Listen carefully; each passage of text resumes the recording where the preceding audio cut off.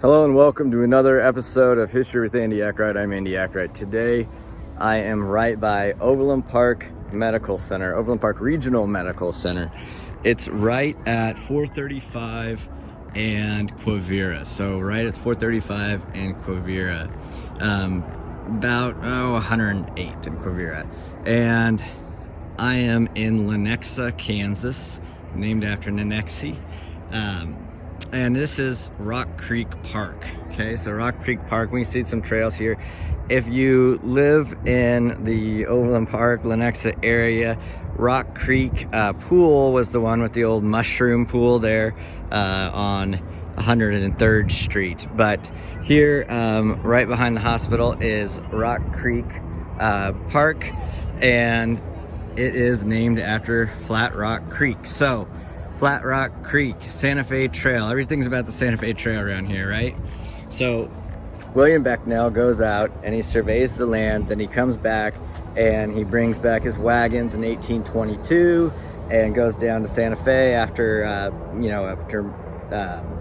New Mexico and everybody had split from the Spanish, so now they can trade down there. And so they're coming this way and they can go two ways. They can go the north route or the south route. The north route is going to go stop at Sapling Grove, and then this would be their second spot, and the south route would come to Flat Rock Creek. Why is it called Flat Rock Creek? Well, you can't see it down there, but they have an example of it here. Flat rocks, right? Flat rocks.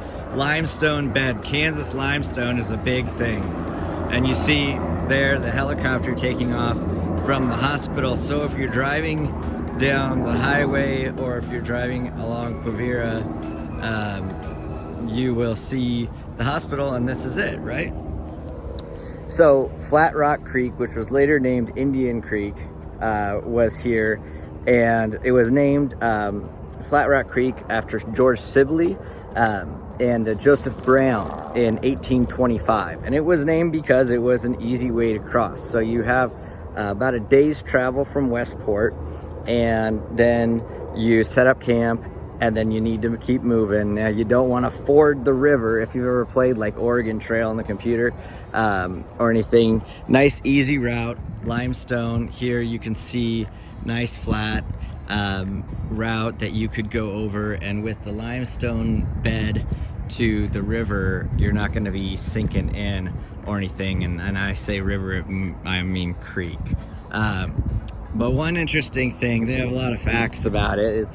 It's just a nice little stop one day, past it. Lots of stops between Westport and Gardner where they split. But it said, the big numbers, while impressive, are not solely indicative of the determination of the time.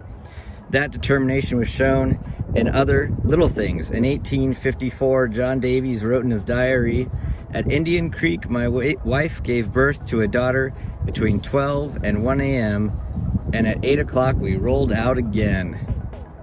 So it says, stop and think for a moment. Where you stand was a part of the surge in westward travel, part of the increased power of commerce, trade, prosperity, and part of the foundation of Midwest values, determination, and force of wills that is the bedrock of who we are today. Bedrock, right? Flat Rock Creek.